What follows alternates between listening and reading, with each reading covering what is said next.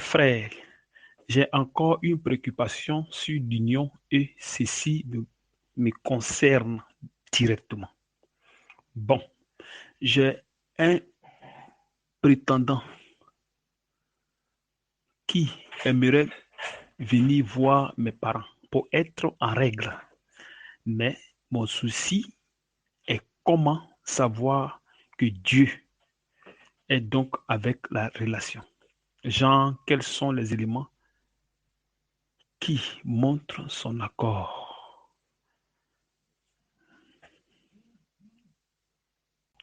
Alors, ma soeur, on va lire ici le verset ici. 1 Corinthiens, c'est verset 39. Une femme est liée aussi longtemps que son mari est vivant. Mais si le mari meurt, elle est libre de se marier à qui elle veut, seulement que ça soit dans le Seigneur. Tu vois ici, on dit seulement que ça soit dans le Seigneur. Une personne qui veut se marier, que ce soit dans le Seigneur. Mais de qui on parle? Du chrétien. Tu vois un peu. Bon, maintenant, voilà ton cas. Toi, tu dois te marier. Quelqu'un va venir te voir, tu es un prétendant, tu veux te marier, qu'il veut venir demander la main à tes parents. Ok, maintenant, tu dois savoir comment tu vas savoir que c'est la volonté de Dieu ou pas. Ok, maintenant, on dit, il faut que ça soit dans le Seigneur. Qu'est-ce que cela veut dire? Qu'est-ce que cela veut dire?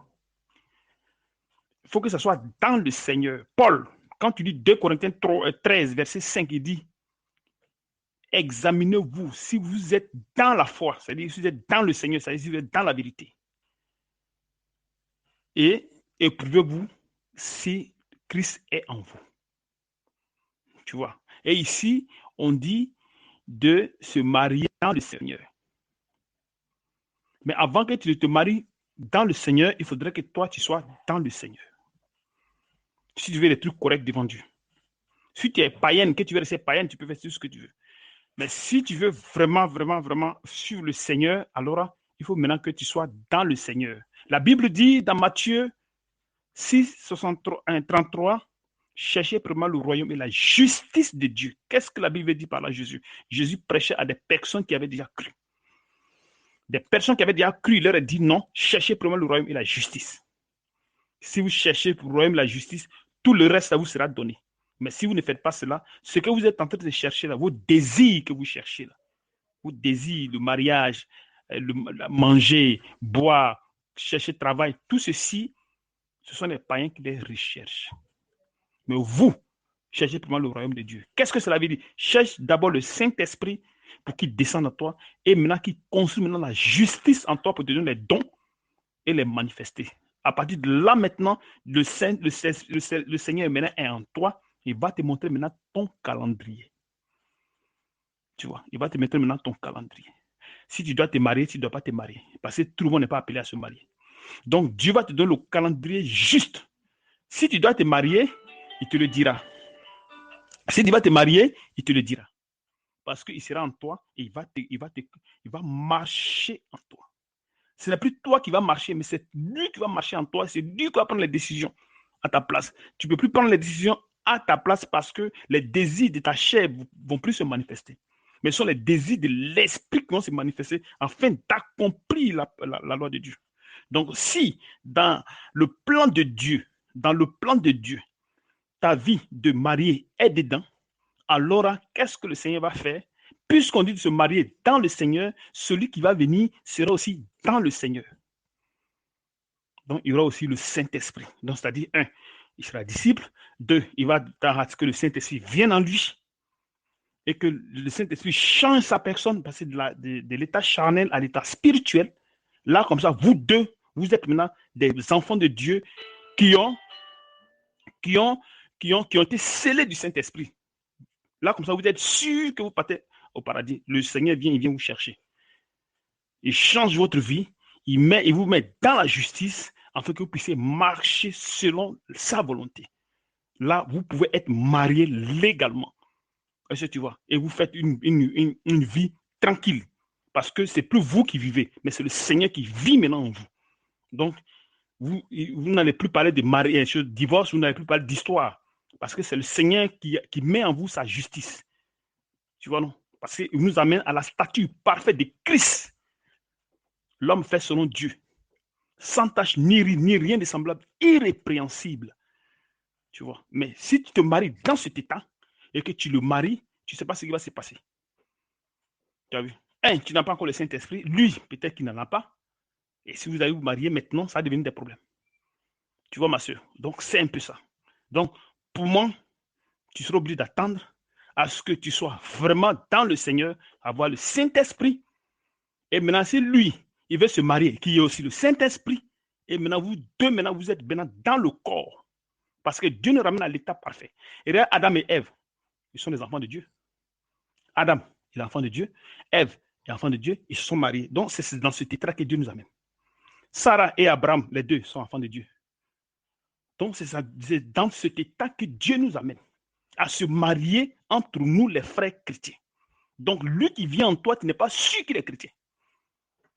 Et si tu le maries que demain, il dérange, il peut partir.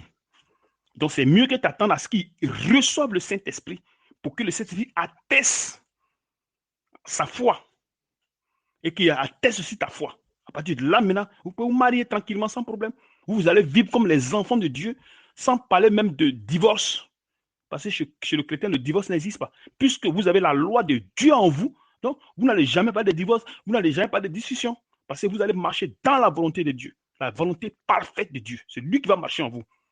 Tu vois, c'est lui qui va marcher en vous. Il va vous amener à la perfection. Tu comprends, ma soeur? Tu vois ces versets bibliques-là, où Ézéchiel, où on dit, il a dit quoi? Il a dit, je vous donnerai un cœur nouveau. Tu as vu, non? Voilà. Actuellement, toi, tu n'as pas un cœur nouveau. Et je mettrai en vous un esprit nouveau. Tu n'as pas un esprit nouveau. Parce que foulard, tu ne mets pas. Donc, il ne sait pas dans quel mouvement tu es, mais c'est que tu es dans le péché. Et je ferai de votre cœur, de votre corps, un cœur de pierre. Donc, tu as encore le cœur de pierre. Tu as encore ça. C'est-à-dire le cœur de péché. De toute façon, tu es né là. C'est ce péché-là, ce cœur-là, tu as encore ça. Donc, tu es encore attaché autour du monde. Et je vous donnerai un cœur de chair. Tu as vu? Donc, un cœur mou pour qu'il puisse écrire le nom. Et je mettrai mon esprit en vous et je ferai en sorte que vous suivez mes ordonnances et vous observez et pratiquez mes lois. Donc, Dieu va te pousser à rester juste, pratiquer sa loi. Tu vois un peu. Maintenant, ici, Jérémie 31. Mais voici l'alliance que je ferai avec la maison d'Israël après ces jours-là, dit l'Éternel. Je mettrai ma loi au-dedans d'eux et j'écrirai dans leur cœur et je serai les dieux et seront mes peuples. Donc, il va écrire dans leur cœur. Donc, dans Ézéchiel 36, c'est voilà pourquoi il va changer le cœur de pierre. Pas sur le cœur de pierre, on ne peut pas écrire. Ça va glisser. Il faut que le cœur soit mou.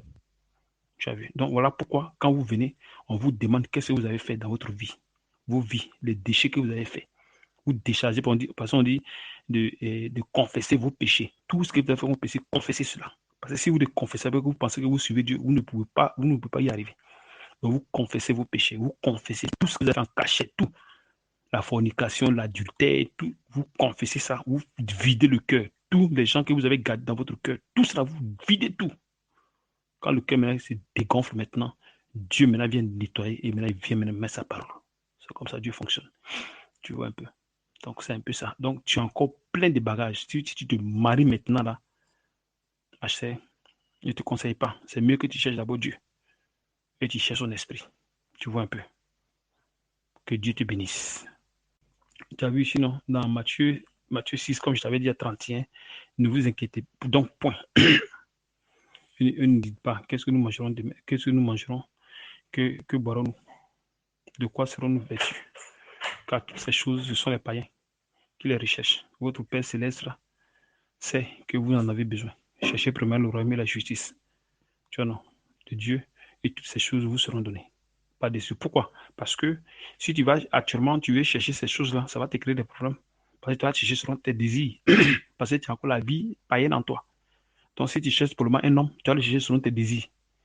Parce que tu as la vie païenne en toi. Tu ne pourras pas le chercher selon Dieu. Tu vois, non, voilà. Tu pourras chercher. Donc, il faut te dépouiller de tes désirs avant maintenant que tu cherches ce que tu as cherché.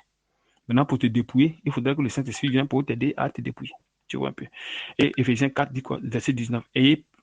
Ayant perdu tout sentiment, ils se sont livrés à la dissolution pour commettre toute espèce d'impurité jointe à la cupidité. Tu as vu? Donc, si tu viens en Christ que tu t'es pas transformé, alors tu peux commettre toutes ces choses-là. Tout ce qui est en toi, les manifester. Tu vois, non? Et tu ne pourras pas grandir dans la foi. Donc, il faut chercher a grandi. Donc, pour grandir, il faut avoir le Saint-Esprit. Maintenant, tu commences à grandir. Mais vous n'êtes... Il dit quoi? Il dit, mais vous, ce n'est pas ainsi que vous avez appris Christ. Tu vois, si du moins vous l'avez entendu, et si conformément à la vérité qui est en Jésus, c'est en lui que vous avez été instruits. Tu as vu, donc l'instruction de Christ ne nous pousse pas au péché. Donc pour éviter ces genres de trucs, alors là, il faut chercher, il faut le chercher. Tu vois, il faut le chercher afin que son instruction puisse se manifester en toi. 22, à vous dépouiller eu égard à votre vie passée. Voilà, tu as vu. Donc, quand tu viens dans le corps, pour que ta vie passée passe, il faudrait que tu arrives maintenant à enlever cette vie-là. Mais pour enlever cette vie, il faut maintenant travailler à ton salut, comme Paul le disait. Tu vois, il faut travailler maintenant à son salut pour que cette vie disparaisse en toi. Mais si cette vie est encore là, que tu veux chercher ce que tu veux, tu pourras chercher ce que ton cœur veut. Voilà, tu pourras chercher ce que le cœur veut et non ce que Dieu veut. Et donc, ça peut créer problème. Du vieil homme qui se corrompt par les convoitises trompeuses, à être renouvelé dans l'esprit de votre intelligence et à revêtir l'homme nouveau, créé selon Dieu dans une justice et une sainteté qui produit la vérité. Tu as vu? Donc, dans une justice, tu as vu? Donc, pour avoir cette justice, il faut d'abord chercher Dieu. Quand tu cherches Dieu maintenant prend maintenant le contrôle de toi. Et là, comme ça, bon, il t'amène maintenant à la perfection. Sinon, si ce n'est pas le cas, ma soeur, tu vas créer tous les problèmes du monde. Tu vas te créer tous les problèmes du monde. Donc, il faut d'abord se débarrasser du vieil homme. Du vieil homme. Tu vois un peu. Donc, il y a vraiment du boulot à faire. C'est pour ça que quand vous venez dans le corps à faire des garçons, mettez de côté. Mettez de côté à faire des garçons. Et allez, cherchez Dieu, cherchez Dieu, cherchez Dieu. Vous êtes resté païen, vous avez cherché garçon fatigué. Vous avez cherché tout modèle de garçon fatigué. Sarah, cette vie-là, c'est fini. Point. Maintenant, il faut choisir. Ou je suis Dieu, ou je suis encore garçon, ou je suis encore mes désirs. Tu vois, ma soeur. Donc, c'est un peu ça. Que Dieu te bénisse.